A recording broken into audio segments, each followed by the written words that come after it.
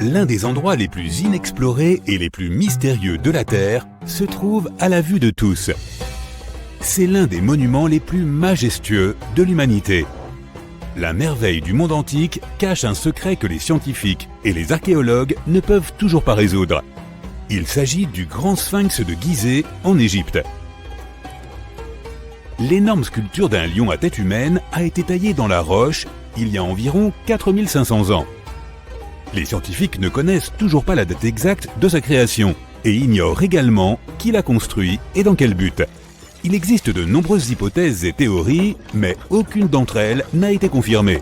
La plupart des gens ont vu cette majestueuse sculpture, que ce soit en photo ou en réalité, mais presque personne ne sait ce qui se cache en dessous. La statue du sphinx a été sculptée dans un seul morceau de calcaire. Elle a été peinte, les restes de pigments de couleur à la surface le prouvent. Dans un passé lointain, le sphinx était beaucoup plus lumineux et coloré que ce que nous voyons aujourd'hui. Mais même après des milliers d'années, sa grandeur n'a pas diminué. Et d'ailleurs, sphinx n'est pas son vrai nom. Il a été inventé par les Grecs une centaine d'années ou plus après sa création. À l'origine, les Égyptiens appelaient la statue Horé Maquette. De nombreuses légendes et théories affirment que le sphinx est là pour une raison précise. Il est comme un chien de garde qui surveille la tombe du pharaon et les secrets de l'Égypte ancienne. Ces légendes sont devenues plus plausibles lorsque les archéologues ont découvert des entrées cachées au pied du sphinx. Ils pensent que ces passages secrets sont le début des tunnels menant aux salles contenant des trésors. Il existe de nombreuses histoires sur Internet selon lesquelles le sphinx cacherait le hall des records, un dépôt rempli de connaissances anciennes et secrètes. L'un des principaux artefacts de ce dépôt est censé être les archives de l'ancien état mythique de l'Atlantide. Selon les légendes, la bibliothèque entière de cette cité a été déplacée sous le sphinx. L'entrée de cette bibli doit être située à côté de la patte droite du sphinx. De nombreux archéologues ont tenté de trouver cette entrée, mais sont repartis bredouille. Il existe également de nombreuses images avec des diagrammes détaillés de la ville souterraine, constituée d'un réseau de tunnels et de chambres sous le sphinx. Quelqu'un dit que des structures aussi hautes que des immeubles de 12 étages se cachent sous terre. Mais il n'y a aucune preuve de cela. Les archéologues, même après des millénaires, continuent d'explorer la mystérieuse sculpture. En même temps, de nombreux Égyptiens ne veulent pas en savoir plus sur le sphinx. Ils sont terrifiés à l'idée de réveiller quelque chose de surnaturel. En 1998, des scientifiques ont découvert des tunnels menant à des grottes vides sous le sphinx. Ils y ont trouvé des preuves de fouilles antérieures. Il est tout à fait possible que quelqu'un ait réussi à trouver les trésors et à les emporter. Certaines personnes pensent que les Égyptiens ont trouvé une sorte d'artefact sous le sphinx qui a le pouvoir de technologies avancées inconnues. L'artefact est si puissant qu'il peut changer le cours de l'histoire. Bien sûr, la plupart des théories ne sont que des contes de fées de fans de conspiration. Mais c'est un fait confirmé que le sphinx cache un système de grottes et de pièces. Il y a tellement de rumeurs autour du sphinx qu'il est impossible de distinguer ce qui est vrai de ce qui est faux. En tout cas, il est difficile et dangereux d'étudier la sculpture, car des fouilles actives peuvent la détruire. Ensuite, l'entrée des salles souterraines peut être bloquée par des rochers et perdue à jamais. Aussi, une exploration plus poussée nécessite beaucoup d'argent, et les financements ne sont pas toujours faciles à trouver. Mais la raison principale, c'est trop risqué. Il n'y a aucune garantie que les gens pourront sortir des labyrinthes souterrains. C'est pour ces raisons que les scientifiques et les archéologues explorent depuis si longtemps cette structure majestueuse. Le mont Rushmore, dans le Dakota du Sud, est un autre monument architectural célèbre qui recèle un secret. Tout le monde admire les images des visages des présidents américains gravés dans la roche, mais peu de gens savent qu'une pièce secrète se cache derrière la tête d'Abraham Lincoln. L'architecte du mont Rushmore voulait graver sur la roche des dalles retraçant les principales étapes de l'histoire du pays. Mais son projet était trop compliqué à réaliser. On lui a alors proposé de le mettre en œuvre à une échelle beaucoup plus petite, construire une pièce secrète à l'intérieur de la montagne.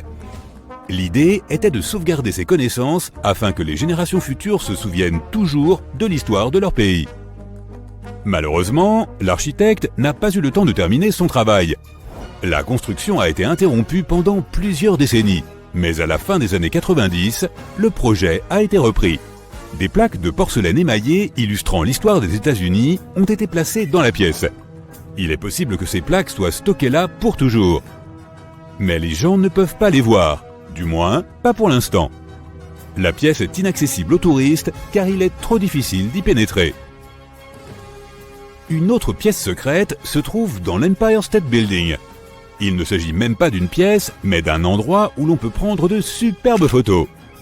Presque tous les touristes se rassemblent sur le pont d'observation du 86e étage pour profiter d'une vue imprenable sur Manhattan. Mais il y a un autre pont avec des fenêtres panoramiques au 102e étage. Il y a beaucoup moins de monde là-bas car presque personne ne connaît cet endroit. Heureusement, l'accès à ce pont est ouvert à tous. Tu n'auras probablement pas à faire la queue pendant longtemps pour prendre une photo. Tu te sentiras spécial parce que tu te trouves dans un endroit super secret où il n'y a presque personne. Mais l'endroit le plus cool est encore plus haut, au 103e étage. Il s'agit d'une grande terrasse d'observation où les célébrités se font photographier. Ce n'est pas un lieu public, mais si tu connais les bonnes personnes, tu peux y accéder. Il n'y a presque aucune mesure de sécurité sur le site, seulement un rebord assez bas entre toi et un abîme. C'est pourquoi il est interdit aux foules de venir ici. Il n'est pas si facile d'y accéder et tu as peu de chances de réussir sans guide. D'abord, tu dois choisir le bon ascenseur qui t'y conduira. Ensuite, tu traverseras plusieurs salles d'ingénierie remplies de tuyaux, de panneaux électriques et d'autres éléments techniques. La dernière partie de ton chemin est une série d'escaliers à l'intérieur d'un minuscule couloir. Et voilà, tu es au sommet de New York. Maintenant, nous sommes à Paris. Tu vois la Tour Eiffel ? À l'intérieur, il y a des restaurants et des ponts d'observation. Mais si tu cherches bien, tu peux trouver un appartement secret. Maintenant, c'est un musée, mais il a été construit pour que des gens puissent y vivre. L'architecte de la tour, Gustave Eiffel, a créé cet appartement en 1889 pour lui-même.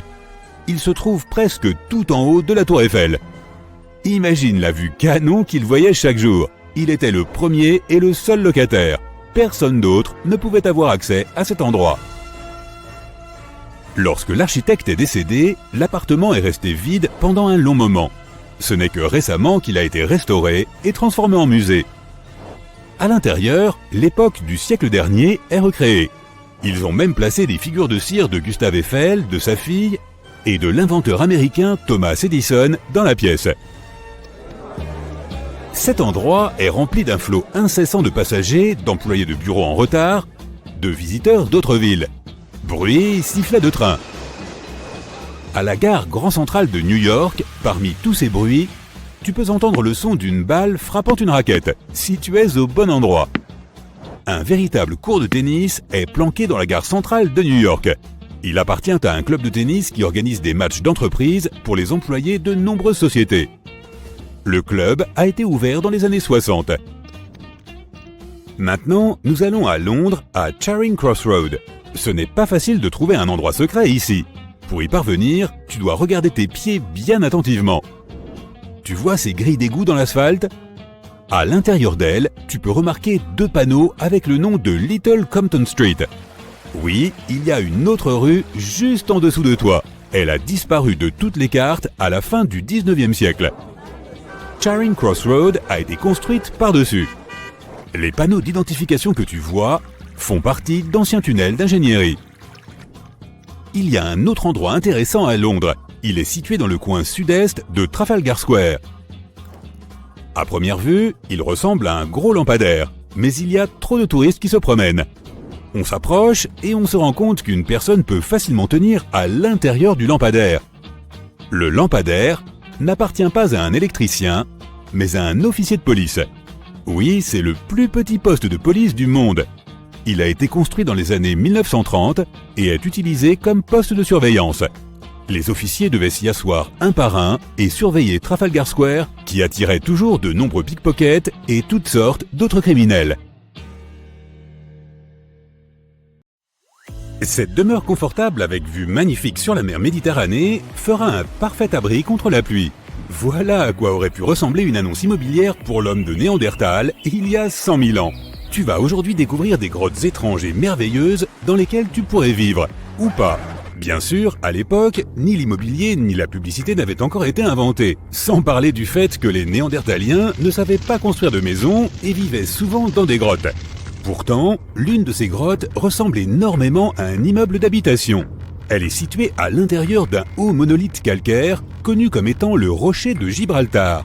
Si les Néandertaliens avaient possédé une économie, les grottes à l'intérieur de ce rocher auraient certainement coûté une fortune. Des marins l'ont découverte en 1907, tout simplement en remarquant un grand trou à l'intérieur de l'imposant rocher. Pendant de nombreuses années, les scientifiques ont étudié cet endroit et ils y ont trouvé des traces de Néandertaliens. Ils ont découvert des outils anciens dans la grotte ainsi que des ossements d'animaux. Mais le plus cool, c'est qu'ils ont trouvé pas moins de 4 grottes à l'intérieur du rocher. C'était comme un petit complexe résidentiel. Les Néandertaliens vivaient aux côtés de leurs voisins et s'entraidaient pour la chasse et la pêche. Ils décoraient leur demeure de plumes et dessinaient des formes abstraites sur les murs. Imagine-toi que ces anciens hominidés passaient leur temps dans ces grottes il y a 100 000 ans. Et maintenant, ce sont les scientifiques qui passent tout leur temps à étudier en détail la vie de l'homme de Néandertal. Fin 2021, des archéologues ont découvert un trou ouvrant sur un tunnel à l'intérieur de l'une des grottes. Ils se sont glissés dans cette ouverture et ont dégagé un espace jusqu'alors inconnu sous le plafond de la grotte. Cet endroit était inaccessible depuis plus de 40 000 ans et il semble que cet était l'un des appartements les plus prestigieux de tout le complexe de la montagne. Il possède de hauts plafonds couverts d'anciennes stalactites. Des rideaux de pierre effondrés divisaient l'appartement en plusieurs pièces. Ces scientifiques ont aussi trouvé des restes d'animaux ainsi que des marques de griffes sur les murs. Il semble que les Néandertaliens n'aient jamais vécu ici, mais ils avaient l'habitude de visiter cet endroit. Les archéologues y ont également trouvé la coquille d'un escargot de mer appelé Nucella lapillus, ou pourpre de l'Atlantique. Un Néandertalien l'aurait apporté dans ce lieu pour une raison qu'on ignore. Mais les principaux propriétaires de cet endroit étaient les hyènes. Ces grottes montrent que les Néandertaliens étaient plus proches des humains que des singes. Ils avaient un mode de vie et même quelques coutumes propres. Il reste encore beaucoup de travail et les scientifiques espèrent faire de nouvelles découvertes à l'intérieur de ce rocher. Entre-temps, en 2003, des archéologues ont découvert une autre habitation ancienne sur l'île de Flores, en Indonésie. Au cœur de la jungle verdoyante, ils ont trouvé une grotte abritant des outils anciens. Au début, tout le monde a pensé que nos ancêtres humains avaient vécu ici. Mais peu après, les scientifiques sont tombés sur un étrange squelette d'adulte. Une analyse approfondie a montré que le squelette appartenait à une femme de 30 ans mesurant 1 mètre, soit à peine un peu plus que la moitié d'un adulte moyen. Le poids de la femme était égal à celui d'un berger allemand adulte.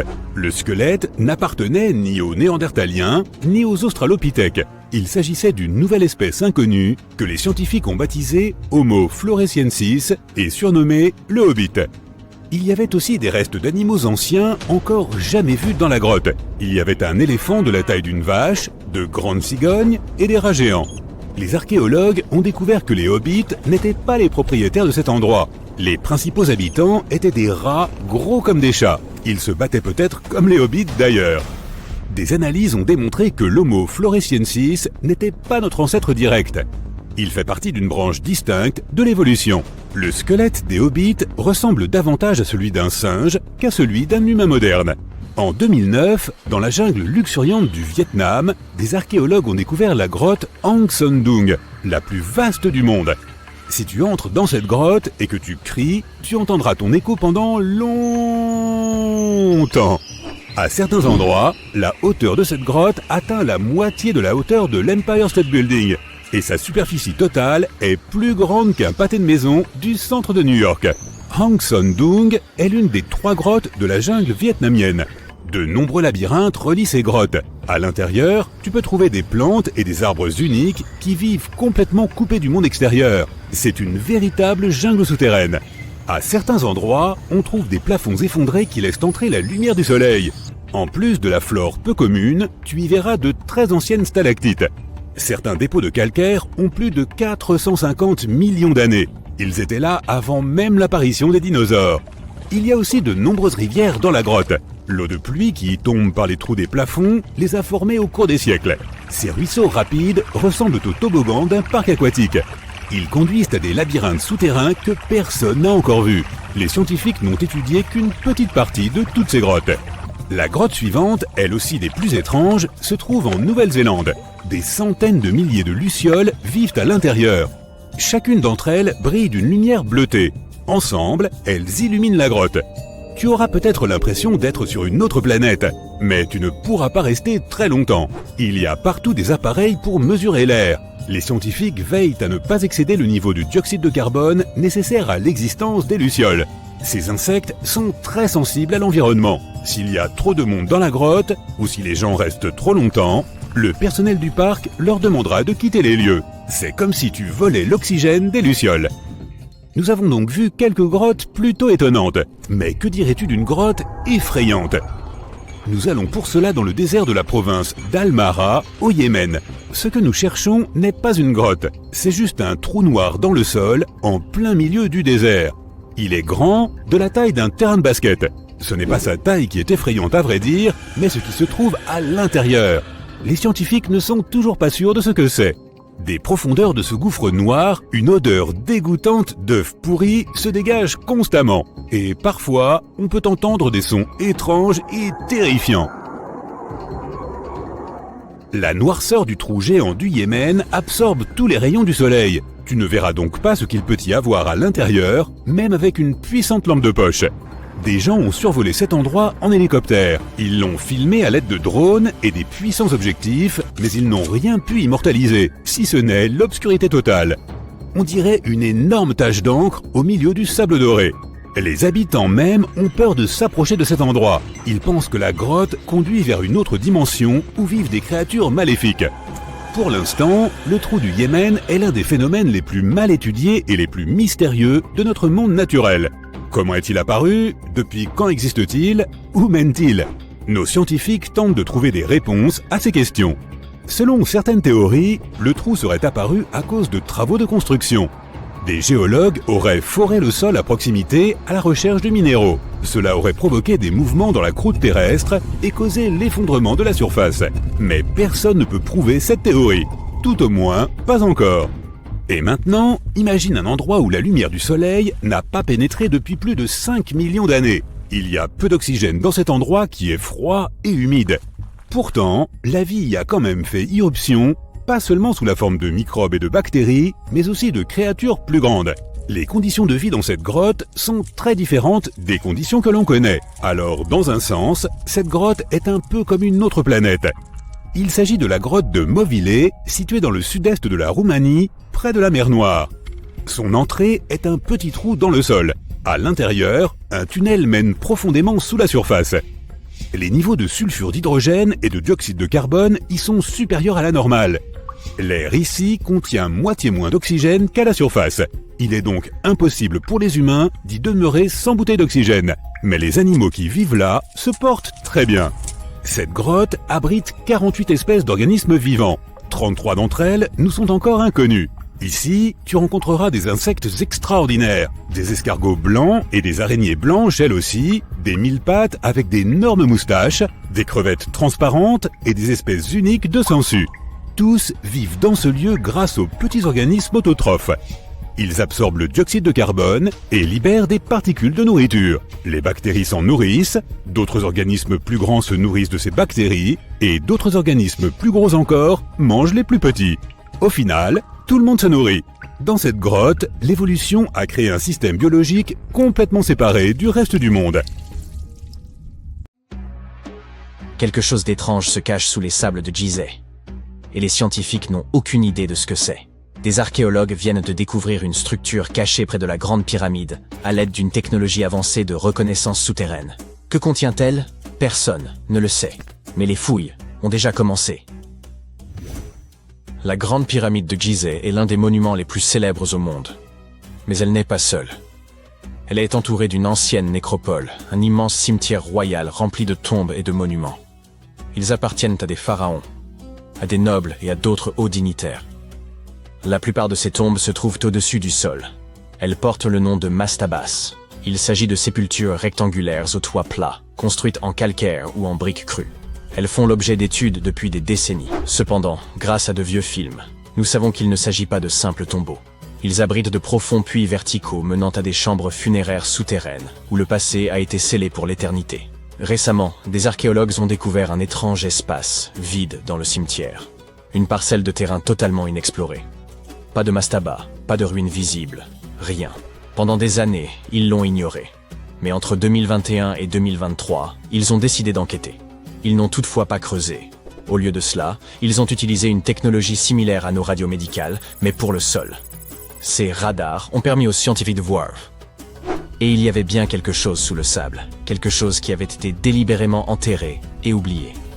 Une structure souterraine en deux parties. L'une est peu profonde et en forme de L. Elle mesure environ 10 mètres de long et est enterrée à seulement 2 mètres de profondeur. Et plus bas, une anomalie plus mystérieuse encore. Une structure complètement différente de tout ce qui se trouve dans les environs. Ils l'ont qualifiée d'anomalie à haute résistance, ce qui signifie qu'elle est dense et solide, probablement faite de pierre, de sable ou même de métal, et personne ne sait ce qu'elle renferme. Il est évident que cette structure en forme de L a été construite de main d'homme. Elle n'a rien de naturel, et il se pourrait qu'elle ne soit qu'une entrée vers ce qui se cache en dessous. Cependant, nous n'avons encore que des hypothèses concernant son contenu. Elle est remplie de sable et de gravier. Elle a probablement été remblayée délibérément après sa construction, peut-être pour la préserver. Pourquoi? Nous ne le savons pas. L'équipe archéologique devra procéder à des fouilles pour comprendre exactement ce qu'était cette structure et pourquoi elle a été construite. La première hypothèse est qu'il s'agit d'une chambre funéraire perdue. De nombreuses tombes à Gizeh ont des sites funéraires souterrains, mais la plupart présentent des marqueurs clairs à la surface. Celle-ci, pour une raison quelconque, n'en a aucun. Mais il se peut, tout de même, qu'il s'agisse bien de cela. La deuxième hypothèse est qu'il s'agit d'une ancienne chapelle funéraire. Les égyptologues savent que certaines chapelles furent construites de cette manière. Mais on les construisait généralement au-dessus du sol, non pas au-dessous, comme celle-ci. Enfin, il pourrait s'agir de quelque chose que nous n'avons jamais vu auparavant. Si cette structure s'avère être d'un type nouveau, cela pourrait bouleverser nos connaissances sur les sépultures des pharaons. La seule façon d'en être certain est de continuer les fouilles. Et c'est exactement ce que font les archéologues sur ce site. Leur travail a déjà bien avancé. Ils sont pressés de découvrir la vérité. Cependant, il existe un réel danger. Les structures anciennes et fragiles de Gizeh doivent être manipulées avec précaution. Sinon, elles pourraient être endommagées de manière irréversible. Nous devons donc être patients. Ces tombes ont toujours recelé des mystères fascinants. Malheureusement, à cause des pilleurs, beaucoup de choses nous ont échappé jusqu'à présent.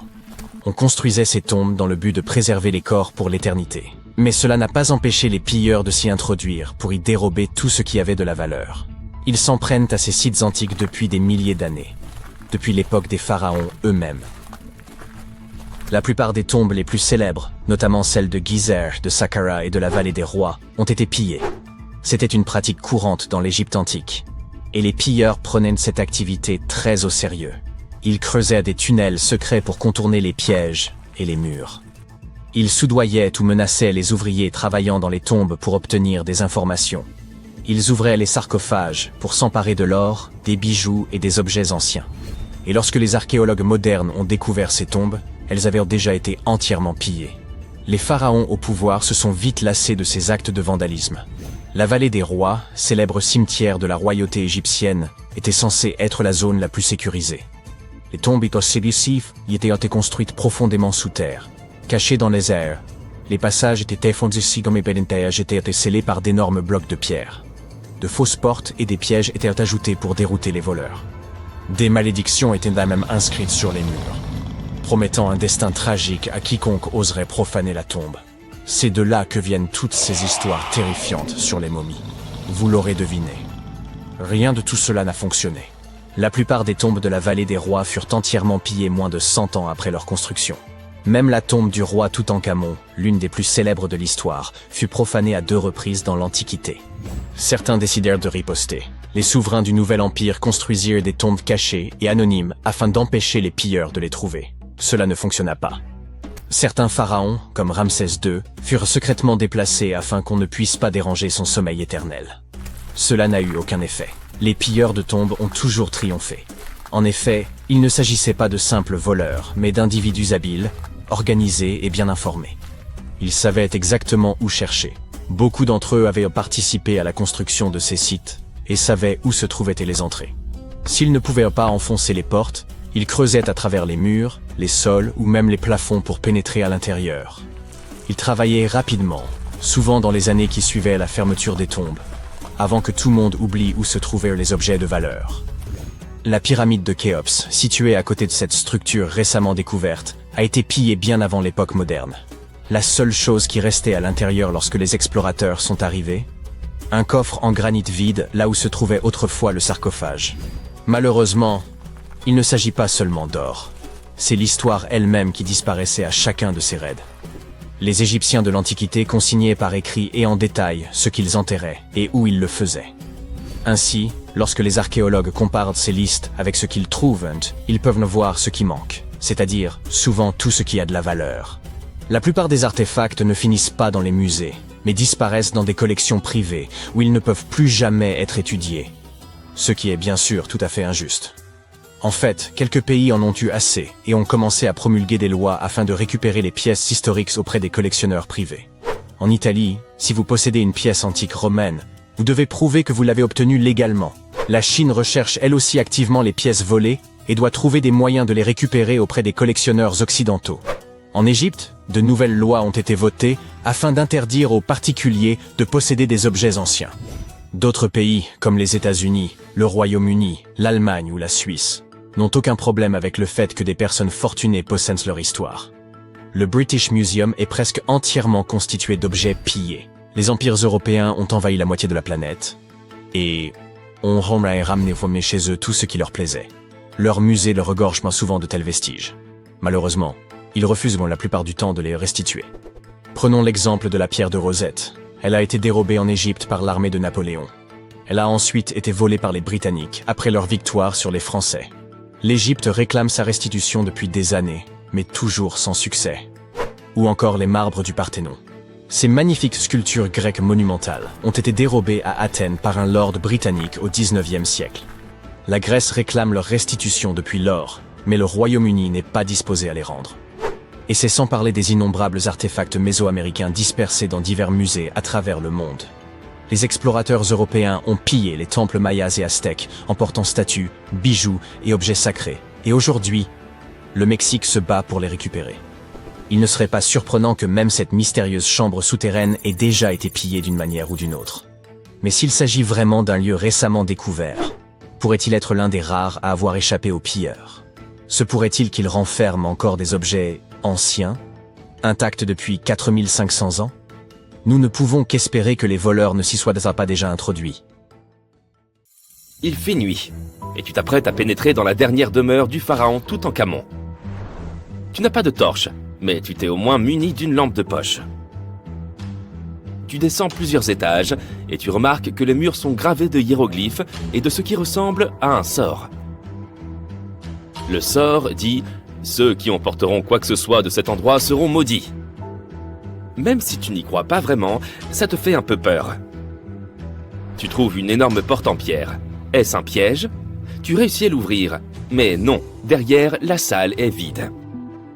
Tu consultes ta carte. Il semble que tu suives la bonne direction. Au bout de plusieurs heures, tu comprends que tu es pris au piège dans un labyrinthe. Tu essayes de revenir sur tes pas, mais tu ne trouves plus la porte par où tu es entré. Ça y est, te dis-tu, tu es tombé dans le piège du pharaon. Et tu n'as rien apporté à manger. Nous avons tous vu des films hollywoodiens dans lesquels le personnage principal explore des ruines et se trouve confronté à des pièges très dangereux, n'est-ce pas?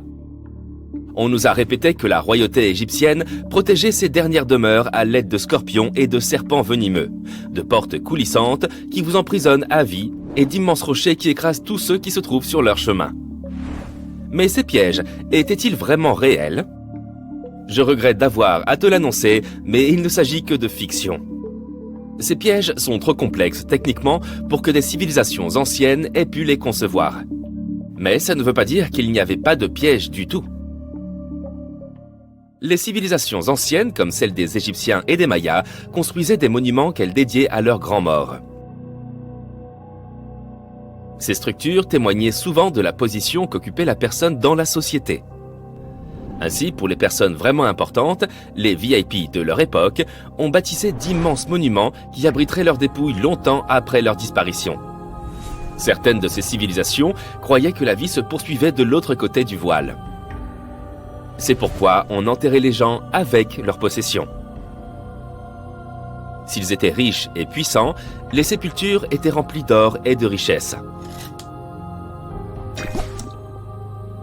Imagine maintenant que tu vives en Égypte ancienne. Tu sais exactement où se trouvent tous les tombeaux des pharaons et tu as entendu des rumeurs sur les grandes richesses conservées dans ces lieux. Peut-être serais-tu tenté d'aller y jeter un coup d'œil ?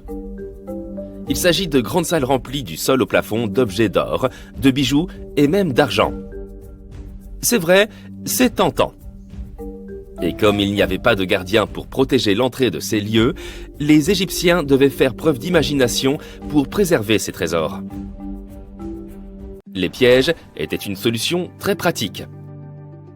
On construisait par exemple des salles vides à l'intérieur des monuments afin de confondre les voleurs. Examinons la dernière demeure d'Amenhotep III. Elle fut construite dans la ville de Luxor, dans un wadi secondaire de la vallée des rois. 2 ingénieurs français ont découvert le monument entre 1905 et 1914. Cette structure est immense et comporte plus de 10 salles reliées entre elles par de longs couloirs et de raides escaliers. La salle du roi est la mieux dissimulée et avant de la trouver, un étranger sera perdu plusieurs fois dans ce sombre dédale. D'autres pharaons ont tenté de protéger leurs richesses en faisant construire des monuments dont les faux planchers dissimulaient des trous d'une profondeur pouvant aller jusqu'à 6 mètres. Les visiteurs indésirables étaient ainsi découragés dans leurs recherches en voyant s'ouvrir le sol en chemin vers la chambre du roi. Outre les faux planchers, ils excellaient à construire de véritables labyrinthes de couloirs et de fausses murailles. Et les voleurs pouvaient mettre des heures avant de trouver la riche sépulture. Quant aux serpents venimeux, il est probable qu'ils soient venus d'eux-mêmes s'installer dans les fosses de ces monuments. Et sans doute ne restaient-ils pas très longtemps. Comment ces reptiles auraient-ils pu survivre des années durant sans nourriture dans cet obscur intérieur ? Oui, il s'agit donc bien encore d'une légende inventée par Hollywood. Si ces pièges te paraissaient ennuyeux, les archéologues ont trouvé un moyen de dissuasion intéressant dans la dernière demeure de la Reine Rouge de Palenque, au Mexique. Palenque était l'une des puissantes cités mayas du Mexique précolombien. On pense que la Reine Rouge était la grand-mère du dernier roi maya. Sans aucun doute, une personne d'une grande importance pour l'Empire. En son honneur, un immense monument fut construit pour conserver son corps après sa mort. La découverte de la tombe elle-même a été un véritable événement.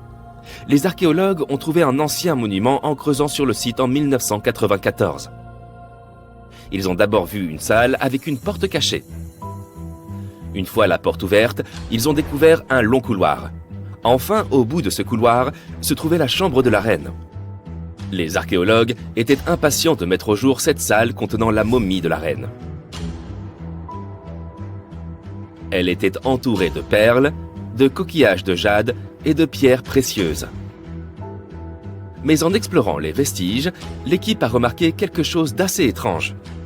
La pièce était couverte de poudre rouge. Les chercheurs connaissaient l'importance de cette couleur pour le peuple maya et savaient qu'ils s'en servaient pour décorer leurs vêtements et leurs bâtiments. Mais ils ne comprenaient pas la présence de cette substance inconnue dans la sépulture de la reine.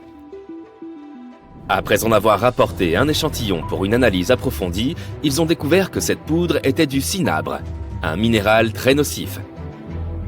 Cette poudre, lorsqu'elle est inhalée, peut causer de graves dommages à la santé d'une personne. L'équipe a conclu qu'il ne pouvait s'agir que d'un piège pour ceux qui tenteraient de s'emparer de ces richesses. Les poudres toxiques sont peut-être les pièges les plus efficaces que nous ayons vus jusqu'à présent. Mais le moyen le moins onéreux d'éloigner les visiteurs indésirables était peut-être d'inscrire des sortilèges sur les surfaces des monuments. Nous en ririons probablement aujourd'hui, mais à l'époque, cela marchait extrêmement bien. Les sorts disaient généralement que quiconque emporterait quoi que ce soit connaîtrait un destin funeste. Certaines formules promettaient aux voleurs qu'ils perdraient leur maison dans de grands incendies, ou de terribles inondations, d'autres que les malfaiteurs auraient des problèmes de santé incurables. Mais rien de tout ça n'a suffi à dissuader les pilleurs. D'étranges histoires semblent attester de la réalité de ces sortilèges. L'une d'entre elles est celle du célèbre égyptologue britannique Howard Carter, responsable de la découverte de la tombe du pharaon Toutankhamon dans les années 1920. Après des mois de fouilles infructueuses, Carter a découvert cette sépulture par hasard. Il a trouvé l'entrée d'un escalier sous le sol dans lequel il creusait depuis des mois. Aidé d'une équipe, il a dégagé les amas de sable qui en bloquaient l'entrée et a découvert une porte. Plusieurs symboles étaient gravés sur celle-ci. Et Carter savait que cela ne pouvait que signifier qu'une personne très importante avait été enterrée à cet endroit. Et il avait raison. À l'aide de son burin, il fit un trou dans le coin supérieur gauche de la porte en s'éclairant à la flamme d'une bougie. Il n'en croyait pas ses yeux. Devant lui, de nombreux objets d'or ainsi que des joyaux brillaient de tout leur feu. Carter venait de découvrir la dernière demeure de Toutankhamon, perdue depuis 3000 ans. Mais l'histoire ne s'arrête pas là. Cette découverte s'accompagna d'une série d'événements malheureux qui portent à croire qu'un sort avait été jeté. Quelques années plus tard, Carter mourut mystérieusement. Et certains de ses assistants perdirent leur maison dans des inondations, tout comme l'une des formules le promettait. Certaines personnes croient qu'il s'agit de simples coïncidences, car il n'y a aucune preuve du lien entre ces différents événements. Et toi, qu'est-ce que tu en penses? Était-ce un bon piège après tout? Quand tu entends parler de ruines anciennes, tu ne les imagines jamais suspendues quelque part, ou simplement accrochées à la branche d'un arbre, n'est-ce pas? En fait, pour la plupart des objets anciens que nous avons exposés dans les musées du monde entier, les archéologues ont fait un travail de fouille impressionnant. Tu vois, les bâtiments ont cette drôle de façon de se dégrader avec le temps si l'on n'en prend pas soin correctement. Parfois, nous devons réutiliser certains matériaux de construction, et une bâtisse plus ancienne peut alors être sacrifiée dans le processus. D'autres fois, les maisons sont abandonnées, et dès qu'elles sont exposées aux éléments en surface, comme la pluie ou le soleil, elles n'ont plus aucune chance. Certaines s'écroulent tout simplement sous l'effet de la bonne vieille érosion. La seule façon pour un édifice de survivre à l'épreuve du temps est d'être enterré en profondeur. Mais comment ces architectures finissent-elles par être enterrées? C'est une véritable comédie d'erreurs. Les villes anciennes avaient l'habitude d'élever progressivement le niveau de leur sol, comme un enfant qui ajoute des garnitures à sa coupe glacée. En effet, ces colonies étaient toujours occupées à collecter de la nourriture et des matériaux de construction pour faire face à l'augmentation constante de leur population. Mais qui a le temps de s'occuper des déchets et des ordures? À l'époque, ce n'était pas vraiment une priorité sur leur liste de tâches. Ainsi, lorsqu'il s'agissait de construire de nouvelles maisons, les civilisations anciennes économisaient leur sueur et leurs larmes, en empilant les décombres et en construisant directement dessus. Mais ce n'est pas tout. De temps en temps, les rivières entrent en crue et déposent une couche de sédiments sur le sol des villes. Cela a pour effet d'encapsuler encore davantage ces anciennes constructions. Et dans les régions sèches, comme le désert, où le vent aime à montrer ses mouvements de danse de sable et de poussière, tu peux parier que c'était une lutte constante pour garder les établissements propres. Un exemple hilarant est celui du Sphinx, dont la tête était enfouie dans le sable jusqu'à ce qu'un groupe d'archéologues le mette au jour en 1917. Certaines villes anciennes ont fini par être recouvertes parce qu'elles étaient complètement abandonnées. Avec moins d'activité humaine pour contrôler leur expansion, les graines de plantes n'ont pas pu résister à l'opportunité et ont germé un peu partout. Elles ont absorbé le dioxyde de carbone de l'air et se sont développées, ajoutant de plus en plus de volume au sol. Scieuses racines effrontées ont même décidé de stabiliser le sol constitué de matière végétale en décomposition, créant ainsi plusieurs couches de terre. C'est comme si Mère Nature s'était lancée dans un ultime projet de bricolage, avec les plantes comme fidèles auxiliaires. Fouiller dans les secrets des civilisations anciennes, ce n'est pas seulement déterrer un monde perdu, c'est aussi une quête épique pour révéler les trésors cachés sous les couches de l'histoire. Mais comment les archéologues savent-ils d'abord où creuser? Si tout est recouvert de multiples couches de sédiments, de débris et de racines de plantes, ils doivent avoir une sorte de système auquel ils se fient avant de se lancer dans un nouveau projet, n'est-ce pas? Tout d'abord, ce ne sont pas toujours eux qui suggèrent des fouilles archéologiques à tel ou tel endroit. Je m'explique. Supposons que tu sois un entrepreneur et que tu souhaites construire un nouveau complexe d'appartements luxueux dans ta ville. Cependant, certaines législations locales imposent des exigences avant que ton projet ne puisse démarrer. Par exemple, avant de commencer à construire sur un terrain, il peut être nécessaire de faire appel à des spécialistes pour vérifier le sol.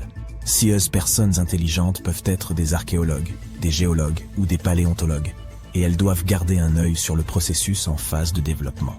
En cas de découverte d'artefacts ou d'écofacts, termes savants pour désigner des vestiges organiques, ces experts interviennent pour les fouiller et les étudier.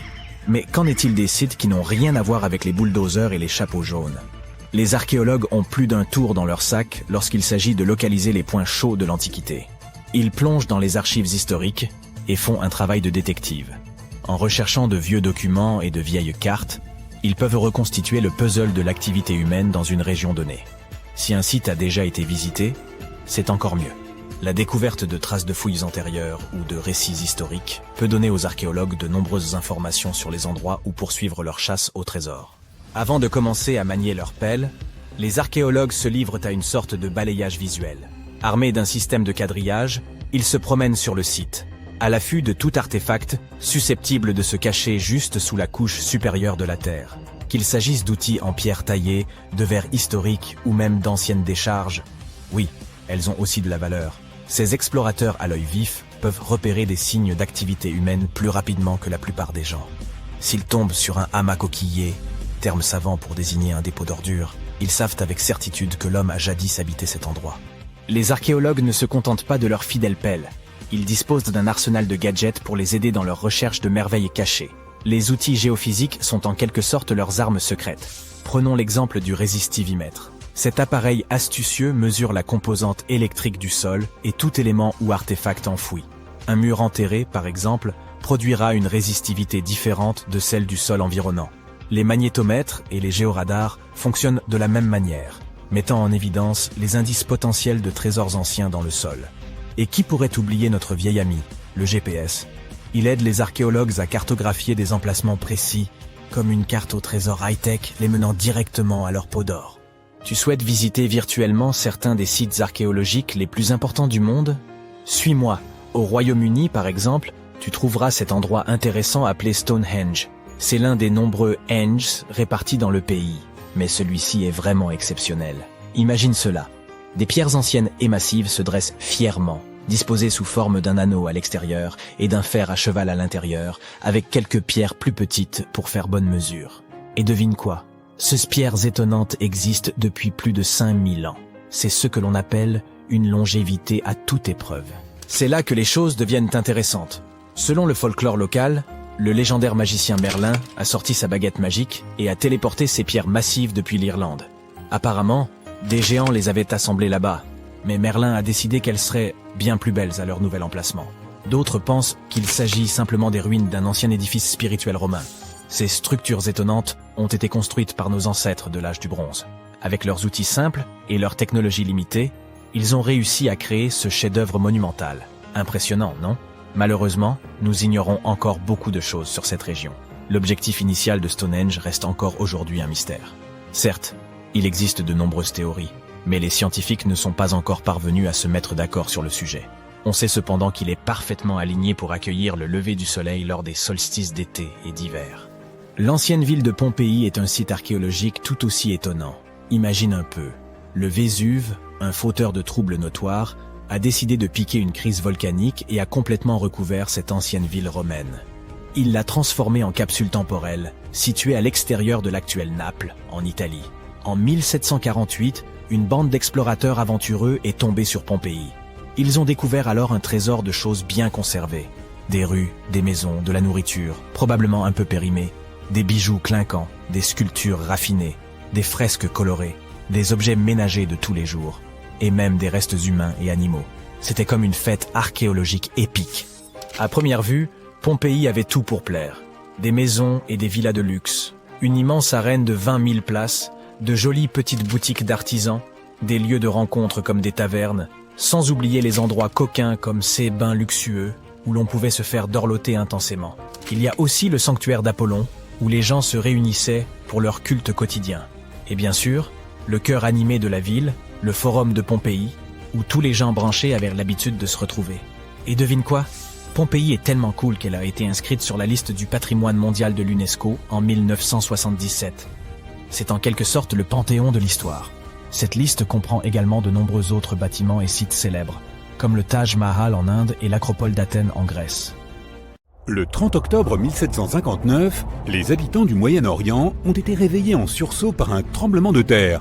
Des fissures sont apparues sur les murs de leur maison, les toits ont commencé à s'effondrer. Les gens sont sortis en courant de leur maison et se sont rassemblés dans des zones dégagées. Mais à cause des fortes secousses, ils continuaient à perdre pied et à tomber. Un mois plus tard, un autre tremblement de terre s'est produit qui s'est avéré être encore plus fort. Des arbres ont été brisés, des maisons se sont effondrées, des fissures profondes sont apparues dans le sol. La catastrophe a duré 2 minutes. Des oasis, des routes et des villes ont été détruites. Miraculeusement, les anciens bâtiments de Baalbek ont résisté au tremblement de terre. Certains historiens affirment que ce lieu majestueux et mystérieux a été construit sous l'Empire romain. Mais de nombreux chercheurs ne sont pas d'accord. Quelle que soit la vérité, la ville est l'un des principaux mystères archéologiques de l'humanité. Le bâtiment le plus étonnant de Baalbek est le temple de Jupiter. Les habitants de l'Empire romain croyaient que Jupiter détenait le pouvoir sur la foudre et le tonnerre. Le bâtiment ressemblait à une plateforme avec 54 colonnes sur lesquelles reposait un toit massif. Aujourd'hui, on ne peut plus voir que 6 colonnes de 20 mètres de haut. Chacune d'entre elles est composée de 3 sections et ressemble à un crayon. Les mines de ces crayons ont été construites en plomb, ce qui a rendu les colonnes exceptionnellement solides. Chacun de ces morceaux de pierre pesait la somme incroyable de 80 tonnes. C'est le poids de 35 SUV Ford Explorer.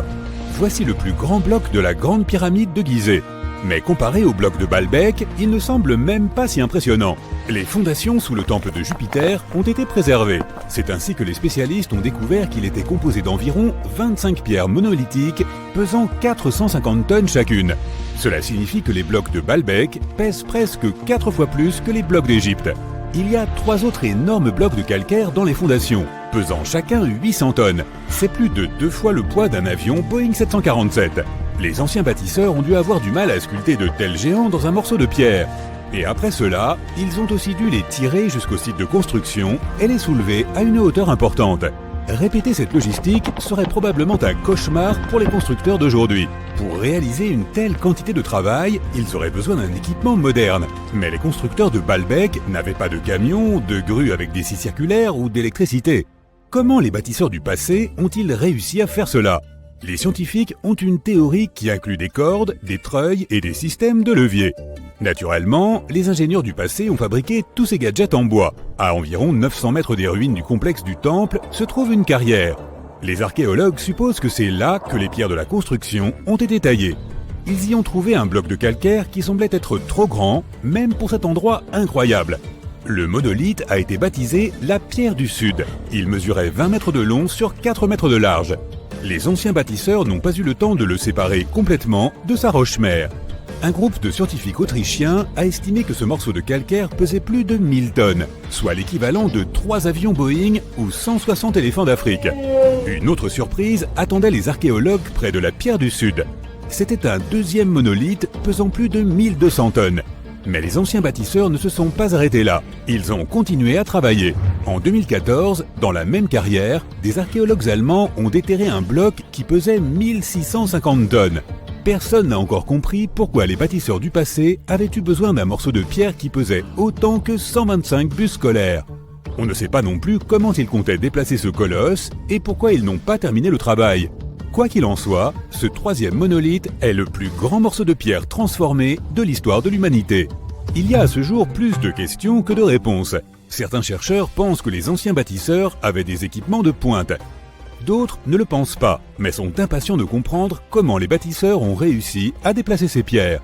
Il y a un grand nombre de bâtiments et d'artefacts anciens dans le monde. Beaucoup d'entre eux rendent encore les chercheurs perplexes. Près de la pyramide de Djeser, en Égypte, les archéologues ont découvert un réseau de tunnels. Cet endroit s'appelle le Sérapéum. Il contient 24 sarcophages pesant de 70 à 100 tonnes. Les boîtes géantes ont été sculptées dans un seul morceau de granit et recouverts de lourds couvercles. Les sarcophages sont parfaitement symétriques. Au toucher, leurs parois sont aussi lisses que du verre. Même avec notre niveau actuel de technologie, c'est très difficile à réaliser. Mais les anciens Égyptiens ont réussi cet exploit. La coupe de Lycurgue est un artefact inestimable et un exemple de nanotechnologie ancienne. Elle est faite d'un verre qui peut changer de couleur.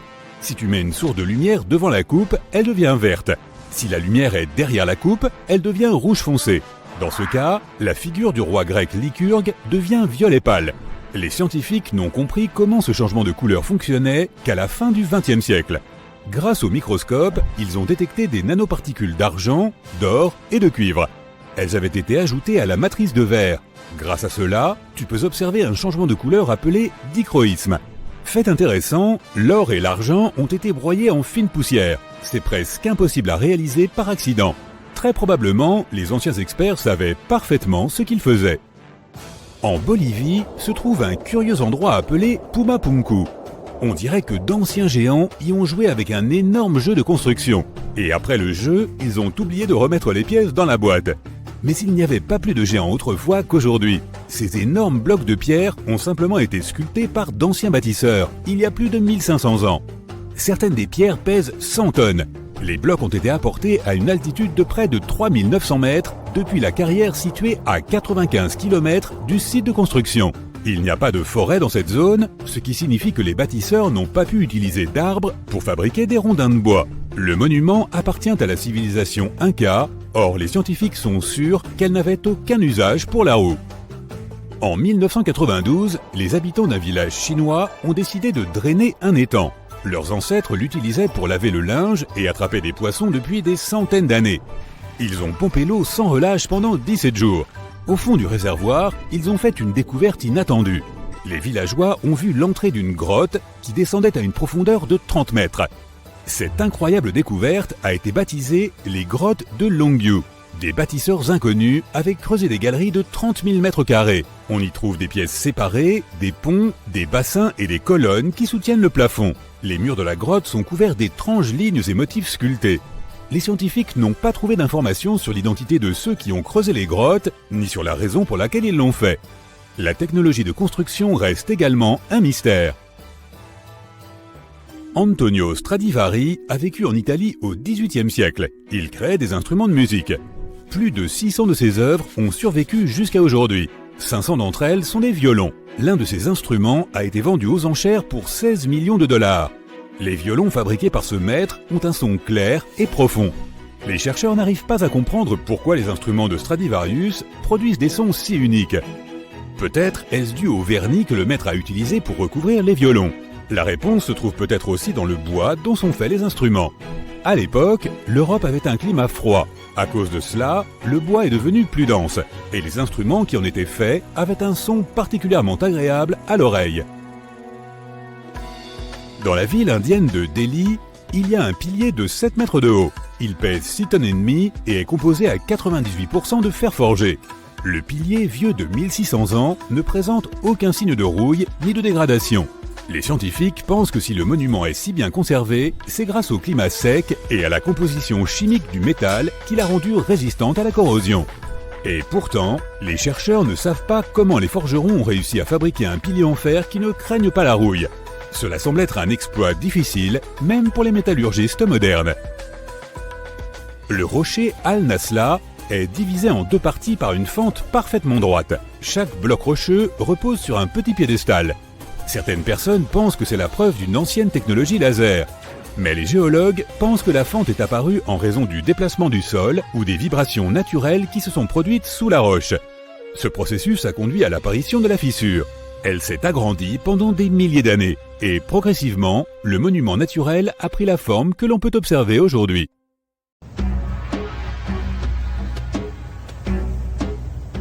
Ce n'est pas le décor de Dune, mais une véritable cité désertique située au Niger. Djado a sans doute été édifié par le peuple nomade des Sao et regorge de Ksar, des maisons fortifiées de faites de sel et d'argile, dotées de murs imposants et de passages secrets.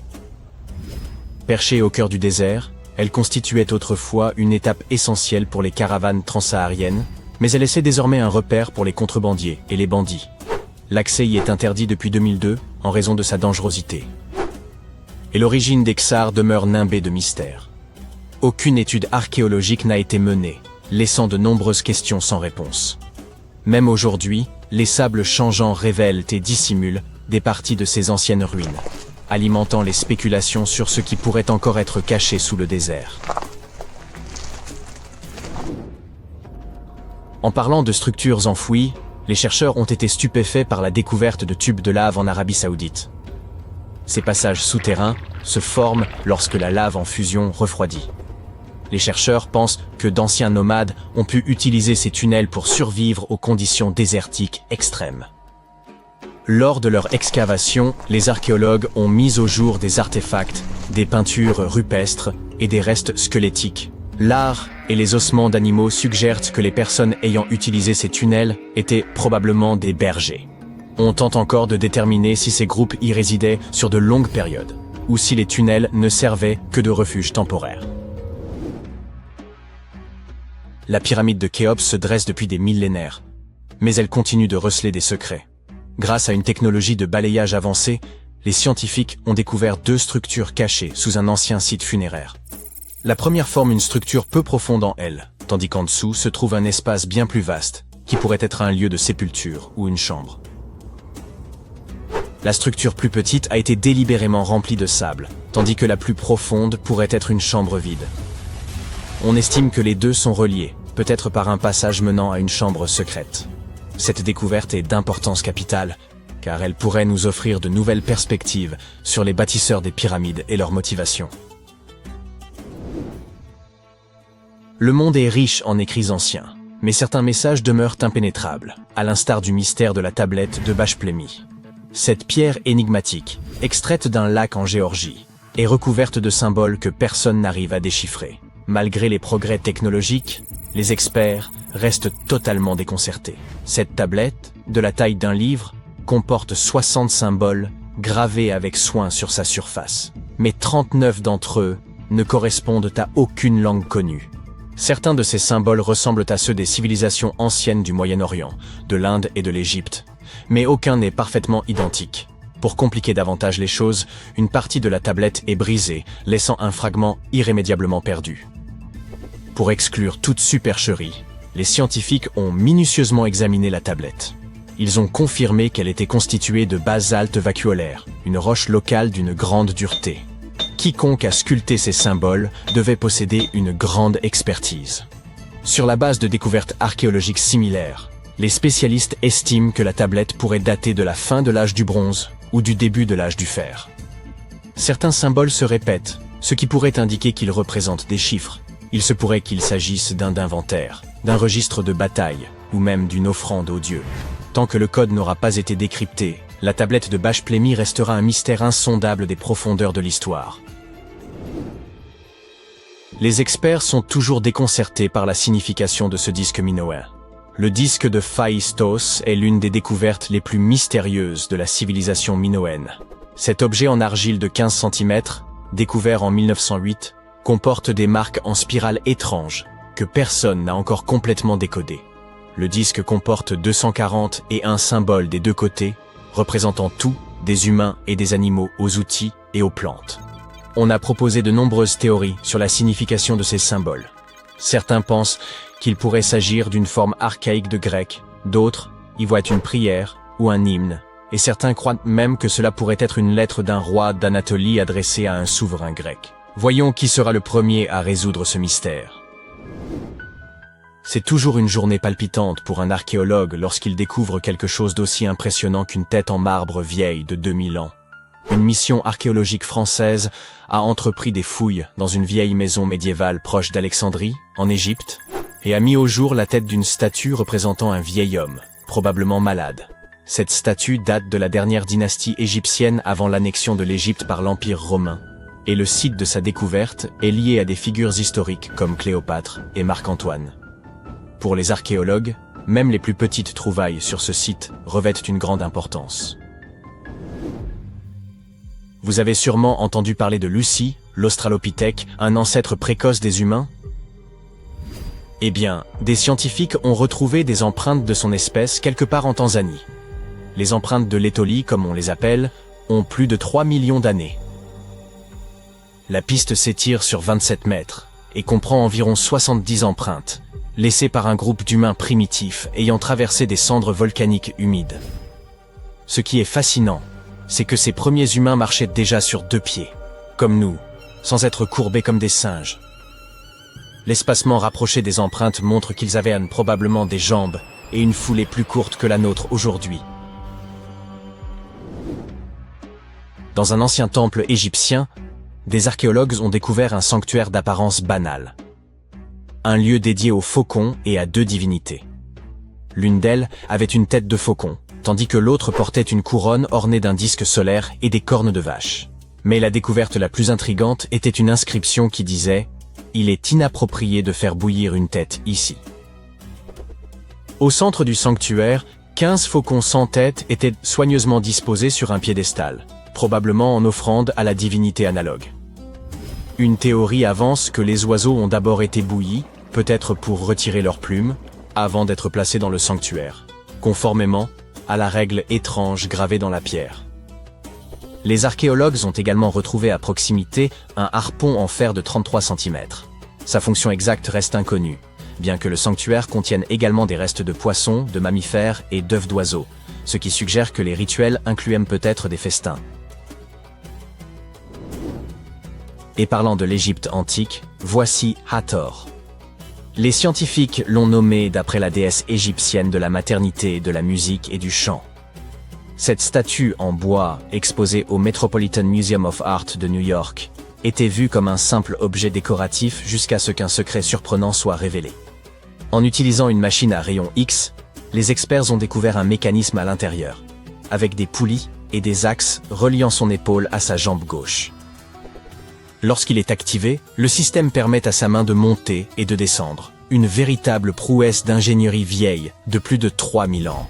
Cette statue a été façonnée durant le Moyen Empire égyptien, vers 1800 avant notre ère, et est souvent comparée aux automates du 19e siècle, en raison de sa conception avancée.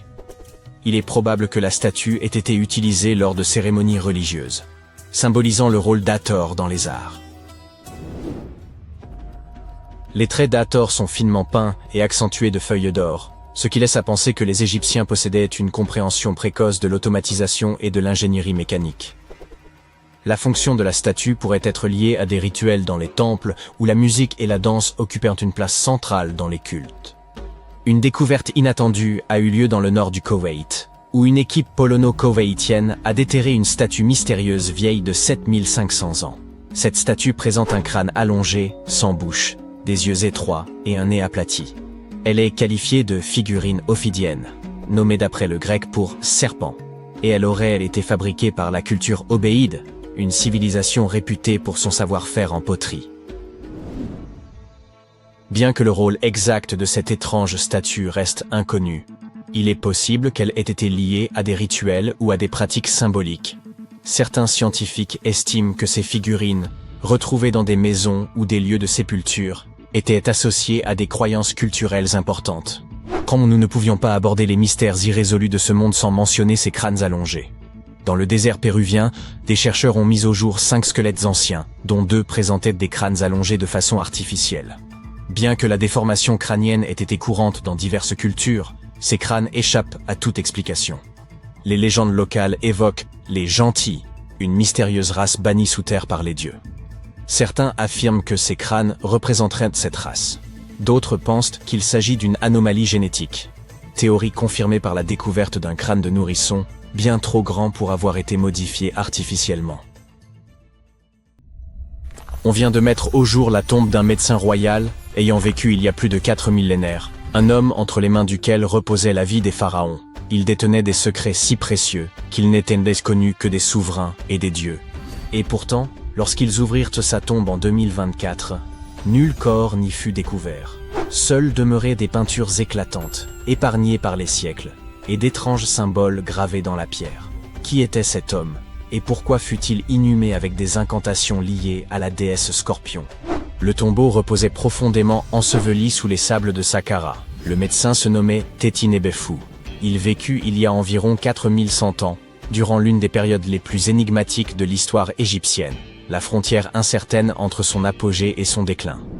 C'étaient les derniers instants de l'ancien empire égyptien. Le soleil scintillait encore sur les pyramides tout juste achevées, mais déjà les ombres s'allongeaient.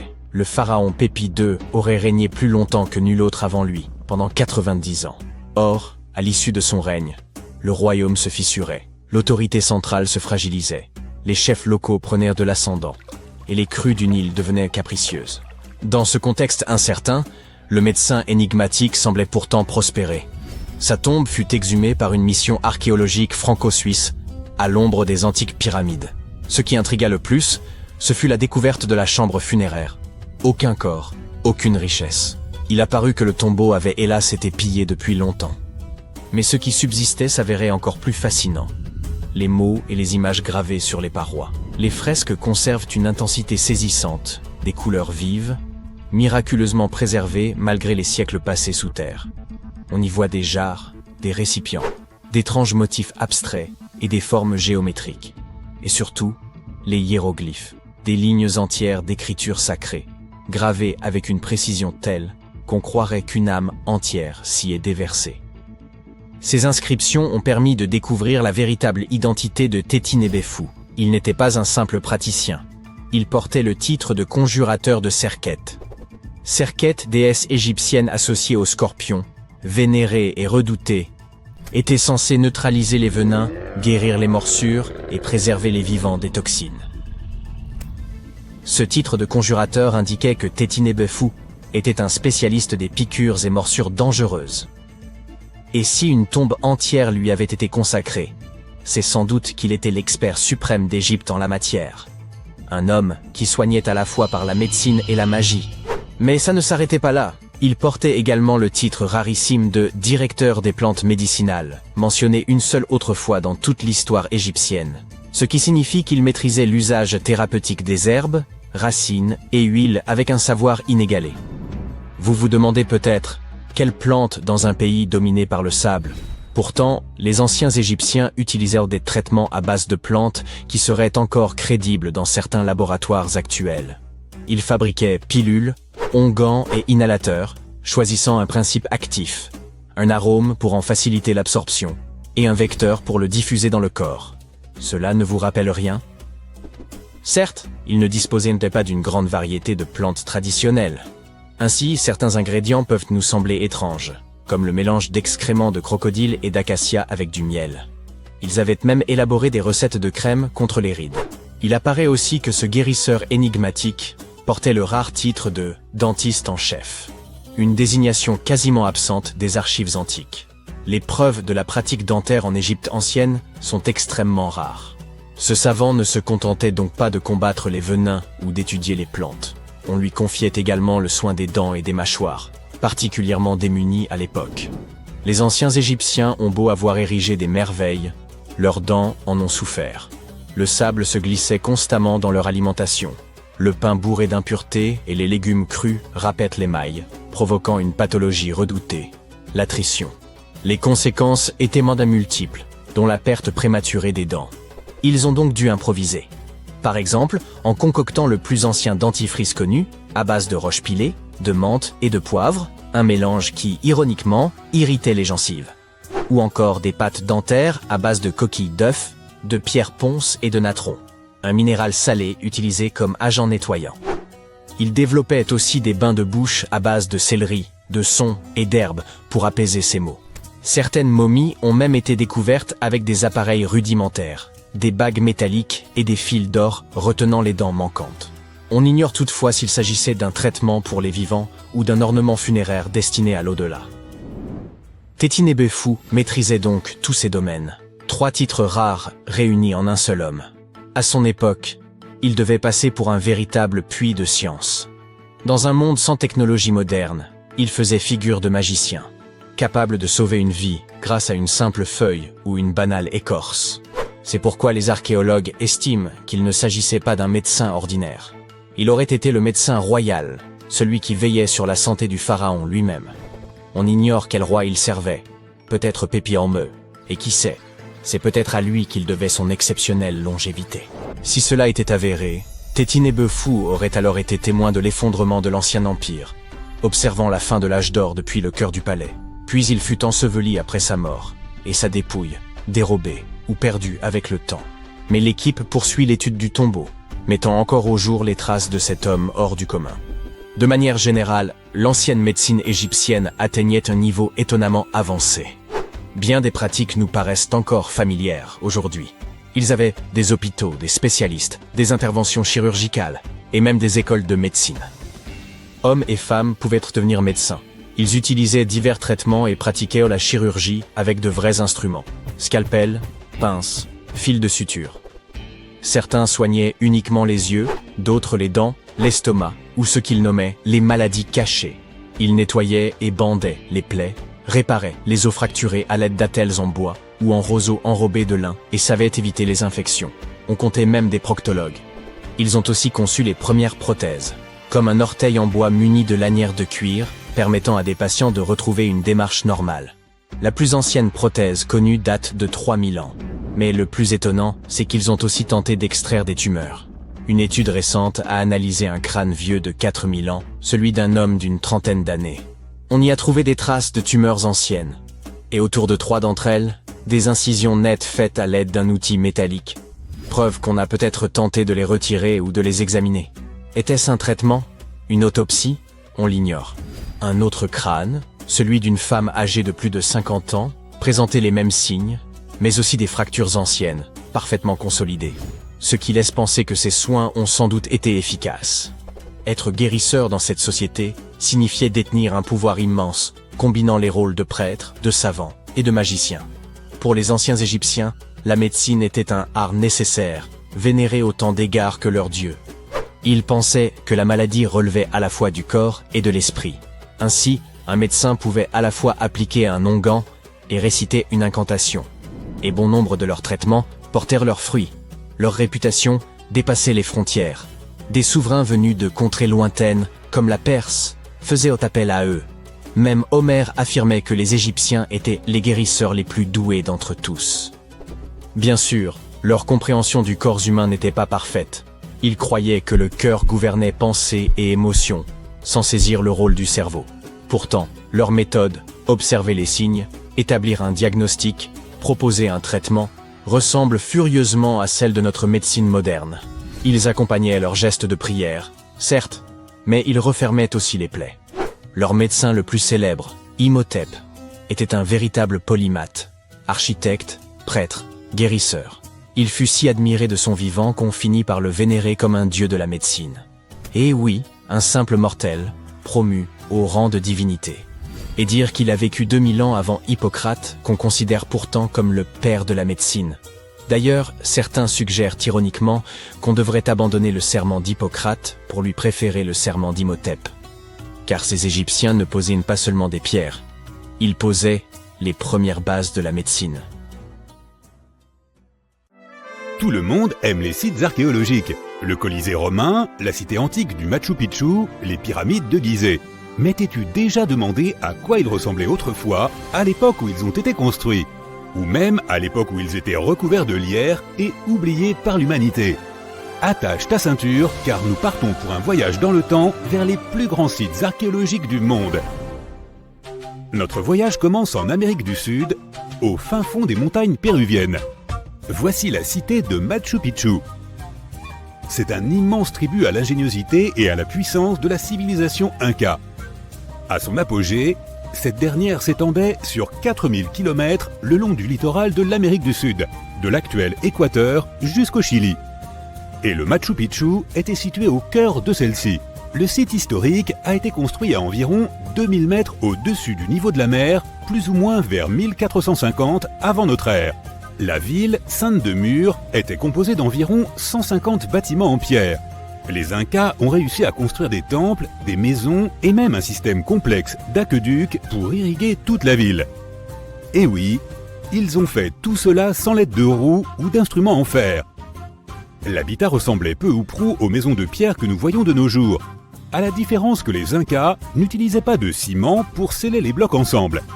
Pourtant, ils s'emboîtent parfaitement les uns avec les autres. En plus de cela, les Incas ont dû développer une technologie antisismique rudimentaire mais efficace, puisqu'en cas de tremblement de terre, les pierres tremblaient sans s'effondrer. Si le Machu Picchu avait été construit aujourd'hui, il aurait fallu plus de 70 millions de dollars pour le terminer entièrement. L'objectif du site est encore un mystère pour de nombreux historiens. Selon certaines théories, il aurait pu être construit comme un site cérémoniel, une place forte pour le peuple inca, ou même un lieu de villégiature pour la royauté. Ce que nous savons avec certitude, c'est qu'au XVIe siècle, 100 ans après la construction du Machu Picchu, sa population l'a abandonné. Les racines des arbres ont envahi la majorité du site et l'ont caché à l'humanité pendant plus de 4 siècles. Ce n'est qu'au XXe siècle que le Machu Picchu a été révélé aux yeux du monde lorsqu'un fermier péruvien a accompagné Hiram Bingham, professeur à l'université de Yale, pour une visite du site. Depuis, Bingham et de nombreux autres explorateurs ont consacré leur vie et leurs recherches à l'étude de la merveille archéologique qu'est le Machu Picchu. Le prochain arrêt de notre machine à voyager dans le temps est la ville de Pompéi, en Italie. Pompéi a imprégné notre imaginaire collectif pendant de nombreux siècles.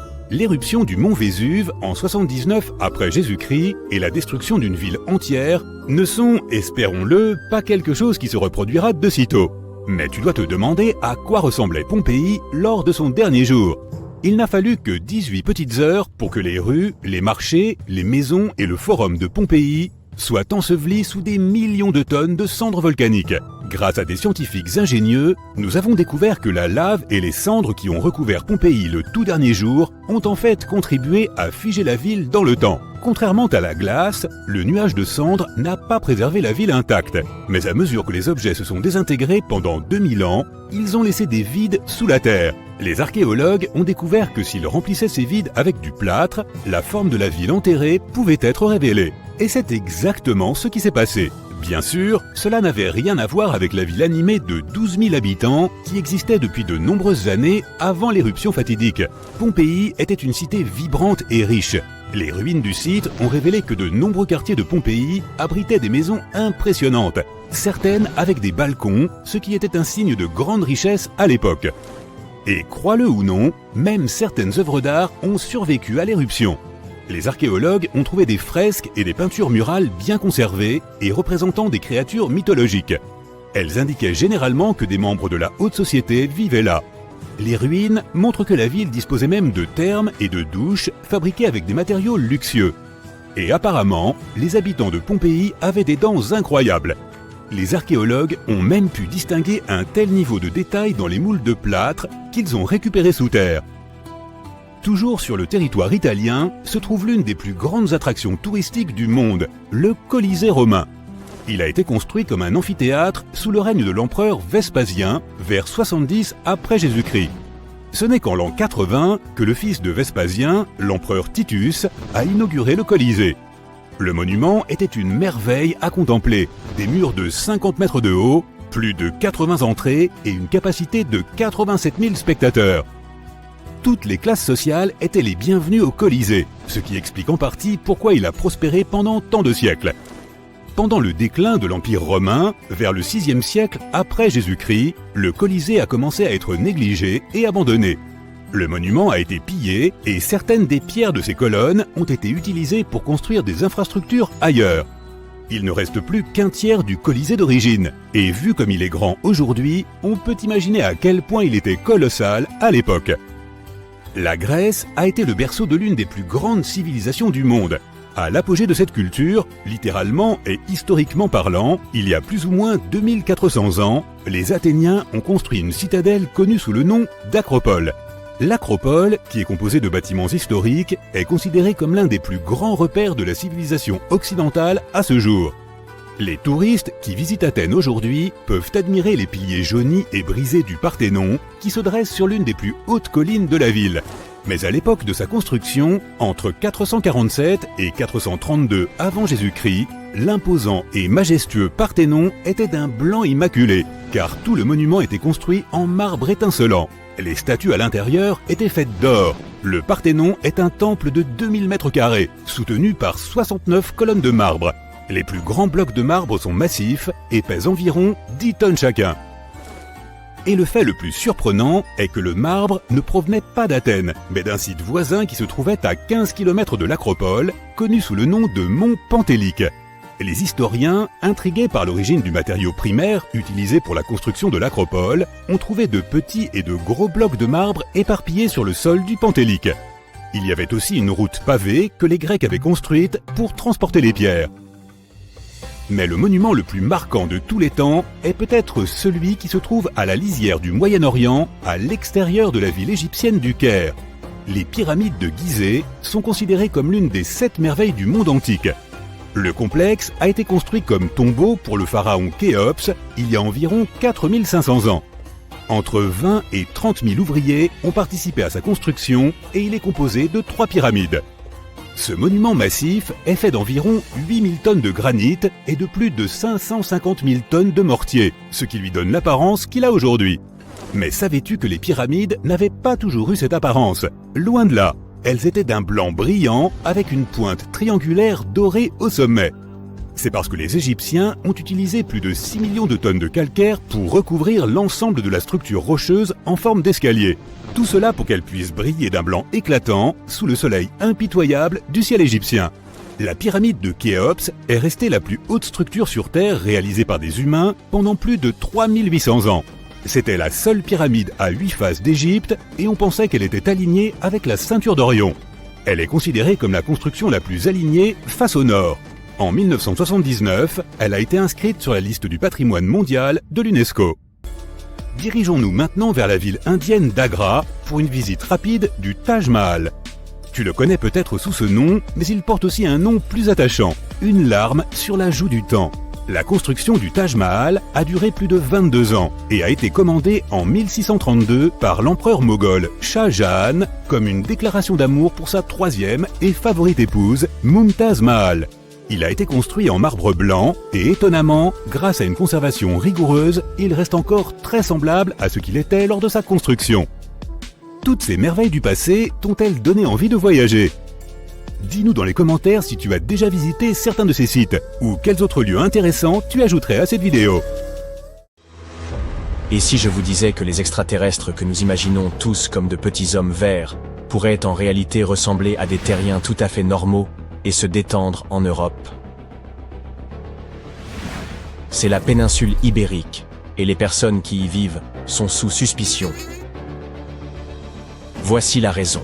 D'une manière ou d'une autre, des parties des artefacts les plus importants de la civilisation ibérique, appelés trésors de Villena, sont fabriqués à partir de métal qui ne peut tout simplement pas être trouvé sur Terre, car c'est du métal provenant d'une météorite. Abordons cela étape par étape. Voici l'artefact lui-même, trésor de Villena, et il est composé de 59 objets différents. Des bols, des bouteilles et des bracelets. Y a-t-il un motif là, avec tous ces baies? Au total, la découverte pèse environ 9 kg, dont 8 kg sont en or de 23,5 carats. Si vous n'êtes pas un spécialiste du métal, je vais vous éclaircir cela tout de suite. À titre de comparaison, l'or 23K est composé à 95,8% d'or pur, donc l'or 23,5K est encore plus pur.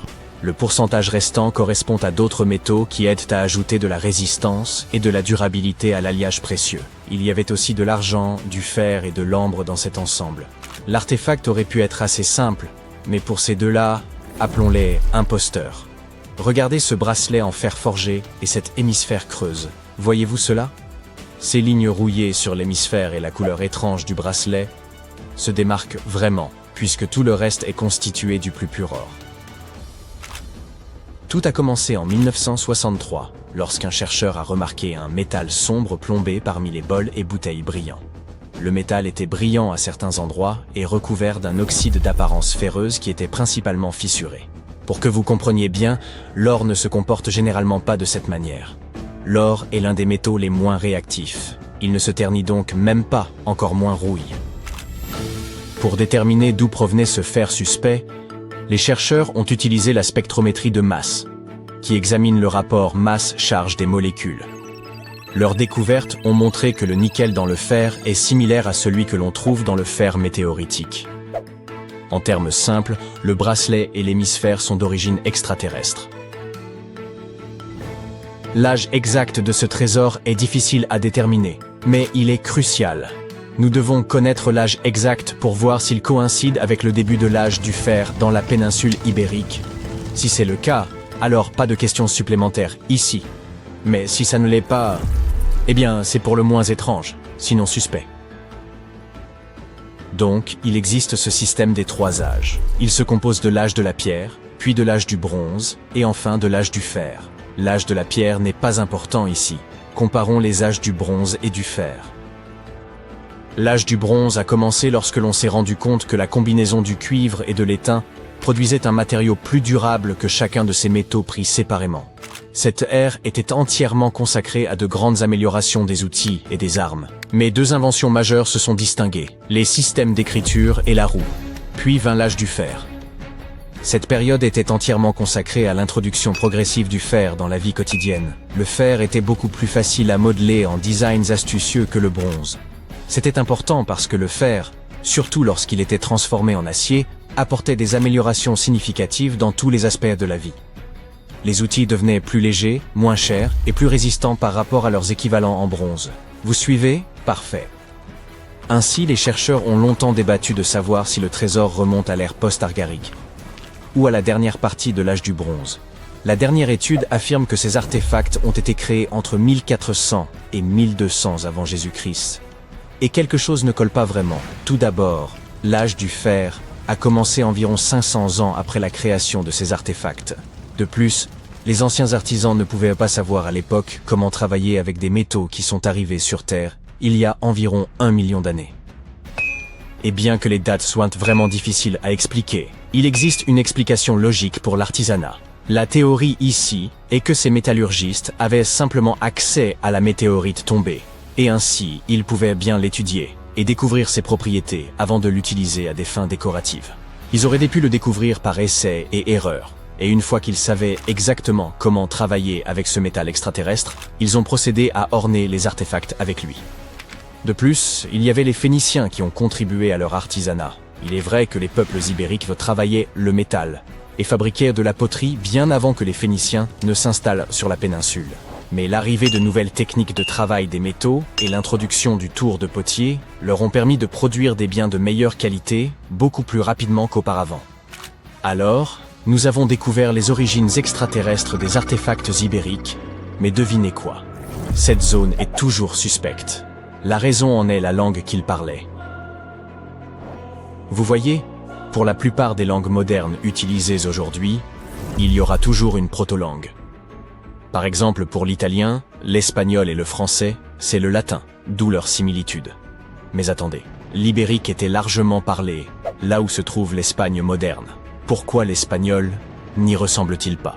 La vérité, c'est qu'aucune langue aujourd'hui ne ressemble à l'ibérien. Peut-être seulement le basque, mais c'est en raison de quelques similitudes trouvées dans leur système numéraux. Le basque est classé comme une langue isolée, ou simplement non apparentée à toute autre langue connue, et la seule langue isolée en Europe. La langue ibérienne est non classifiée. Bien que les écritures rédigées en elle aient été déchiffrées à divers degrés, la langue elle-même reste largement inconnue. Et regarde l'alphabet qu'avaient les Ibériens, on dirait qu'il n'appartient pas vraiment à notre planète.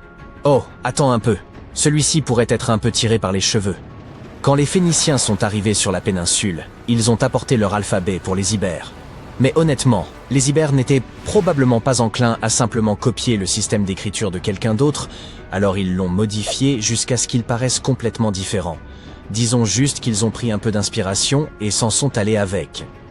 Bien que les linguistes puissent deviner dans une certaine mesure comment la plupart des caractères sonnaient, traduire réellement la langue reste totalement impossible.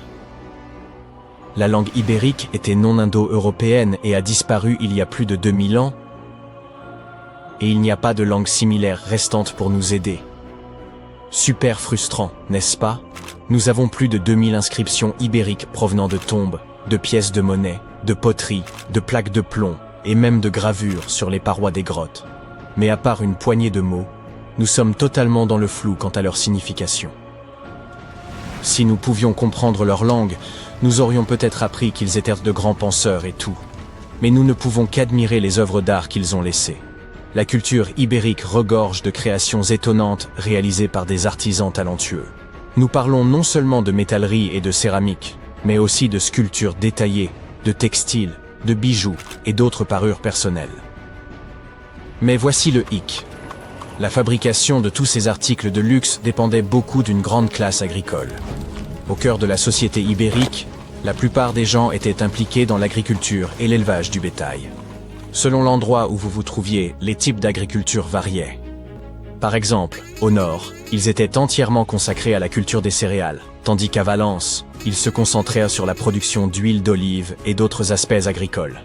À l'ouest, l'élevage était le centre d'intérêt. Cependant, nous n'avons pas beaucoup d'informations sur la vie quotidienne des nombreuses personnes effectuant ce travail essentiel. À l'inverse, nous en savons beaucoup sur la classe supérieure de la société ibérique qui contrôlait ses ressources agricoles et engageait les artisans. Dès le 7e siècle avant notre ère, nous commençons à observer un groupe de princes ibériques qui vivaient une vie de luxe, commerçaient avec les Phéniciens et profitaient d'objets de luxe sophistiqués. Vous pouvez reconnaître cette classe d'élite à travers leurs pratiques funéraires. La crémation était la méthode privilégiée pour les funérailles parmi les Ibères, et les individus riches étaient souvent trouvés dans les cimetières, avec toutes sortes de biens somptueux et de sculptures funéraires qui nous donnent un aperçu de la mode et des coiffures des riches. Fait intéressant, à partir du 6e siècle avant notre ère, il y a eu une baisse notable du nombre de sépultures reconnaissables, ce qui suggère que ces coutumes funéraires élaborées sont devenues plus exclusives à une petite élite. Pendant ce temps, le destin de la majorité, agriculteurs, artisans, soldats et ouvriers qui constituaient une grande partie de la population, reste en partie un mystère. Il s'agissait autrefois d'une civilisation assez avancée, mais elle a disparu sans laisser de traces. Les chercheurs pensent que cela pourrait être dû à un énorme tremblement de terre, mais jusqu'à présent, nous n'en sommes pas sûrs. Des chercheurs ont récemment mis au jour des passages secrets conçus par Léonard de Vinci sous un château médiéval d'Italie. En s'appuyant sur un croquis du XVe siècle attribué à l'illustre maestro de la Renaissance, une équipe de scientifiques de l'Université Polytechnique de Milan, associée à Codevantec et au château Sforza, a révélé une merveille architecturale jusqu'ici inexplorée.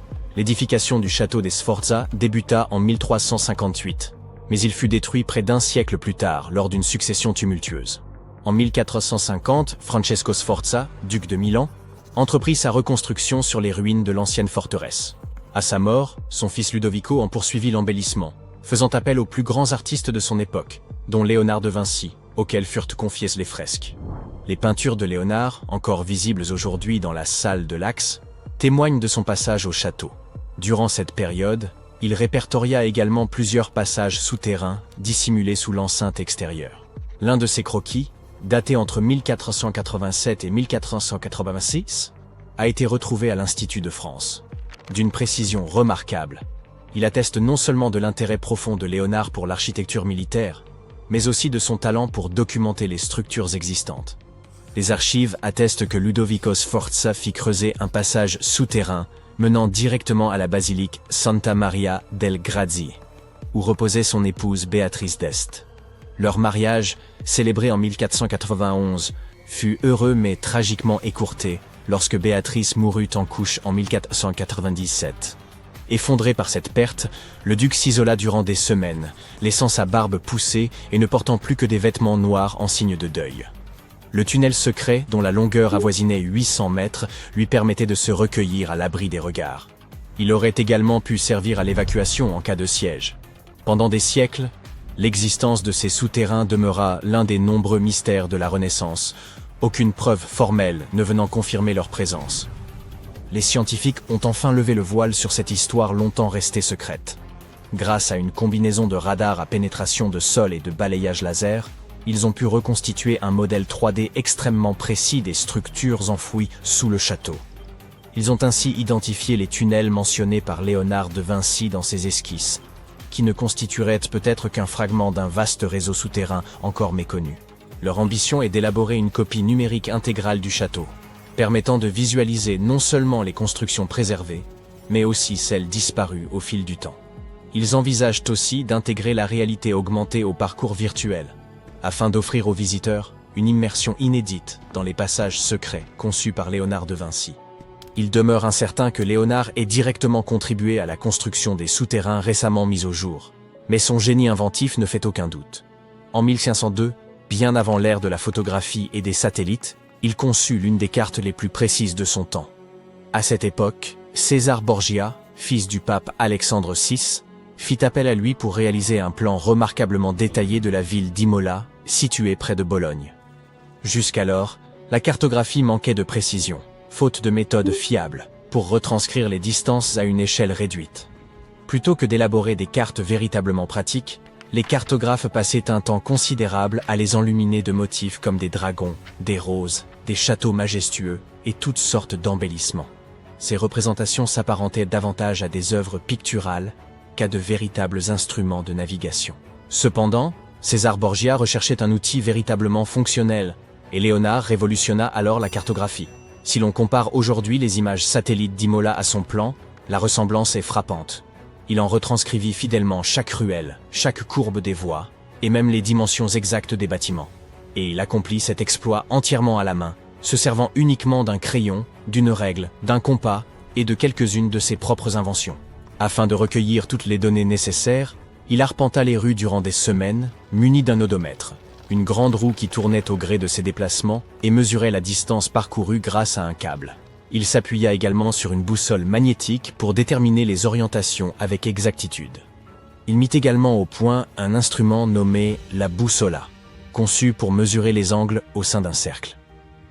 Grâce à cet outil, il put analyser avec précision l'orientation des rues, la taille des intersections et la distance séparant les habitations des axes principaux. Une fois rentré, il s'appuya sur ses notes et ses calculs pour dessiner une carte à l'échelle, d'une précision remarquable. Dans ses travaux, Léonard utilisa aussi une technique élaborée par l'humaniste florentin Léon Battista Alberti. Ce dernier avait mis au point une méthode permettant d'inscrire une ville entière dans un cercle grâce aux coordonnées polaires. 8 lignes droites, convergeant vers un centre unique, représentaient les principales directions d'une boussole. Léonard appliqua ce système à la cartographie d'Imola, divisant la ville en 8 sections et n'omettant aucun bâtiment, même le plus insignifiant, ce qui fit de sa carte l'une des plus avancées de son époque. L'illustre inventeur nourrissait un rêve ambitieux, concevoir une machine permettant à l'homme de voler. Il observa minutieusement les oiseaux, les chauves-souris et les cerfs-volants afin d'en comprendre le déplacement dans l'air, puis il dessina une machine volante, l'ornithoptère. Selon lui, en imitant ses mouvements naturels, l'être humain pourrait s'élever dans les cieux. Son prototype évoquait l'apparence d'une chauve-souris, avec 2 grandes ailes effilées d'une envergure dépassant les 10 mètres. Pour garantir l'équilibre entre résistance et légèreté, il envisagea d'en fabriquer l'armature en bois de pin et de la recouvrir de soie brute. Le pilote de l'engin devait s'allonger à plat ventre sur une planche en bois située en son centre.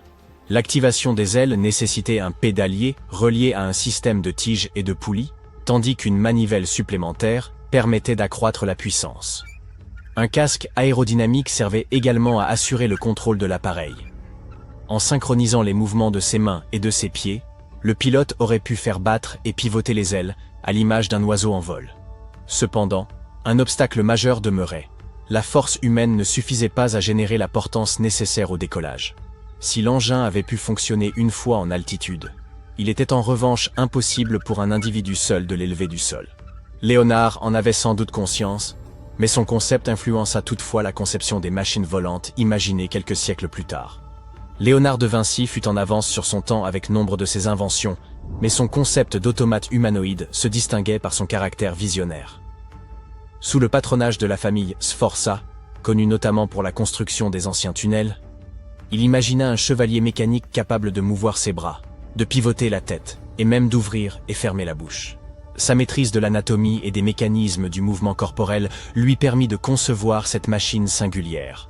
Son fonctionnement reposait sur un système externe de câbles, mis en action par une manivelle et complété par un ensemble d'engrenages internes.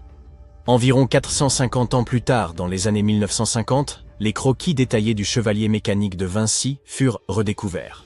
Des chercheurs tentèrent alors de recréer ce robot à partir des dessins originaux. En 2002, un roboticien du nom de Mark Rosheim, ayant travaillé pour la NASA et Lockheed Martin, s'inspira de ces notes anciennes pour concevoir un modèle fonctionnel du chevalier mécanique de Vinci. Un autre projet conçu par Léonard pour le Duc Sforza était un pont innovant, pensé pour être démontable et facilement transportable. Destiné aux troupes en campagne devant franchir rivières et douves, ce pont était conçu pour pivoter au-dessus de l'eau et se poser sur l'autre rive. Il était équipé de roues et d'un système ingénieux de cordes et poulies, permettant de le monter et de le replier tout aussi vite. Pour en assurer la stabilité, il prévoyait l'ajout d'un contrepoids spécifique. Dans ses notes, Léonard décrivit son pont comme léger mais solide et en conçut plusieurs variantes pour le duc. Parmi ses autres créations figurait un modèle de pont à assemblage ultra rapide, conçu pour permettre aux troupes de franchir successivement plusieurs cours d'eau. Alors que les scientifiques poursuivent l'exploration des passages secrets imaginés par Léonard de Vinci, de nouveaux pans de l'histoire humaine émergent. Qui sait quelles autres merveilles architecturales enfouies restent encore à découvrir?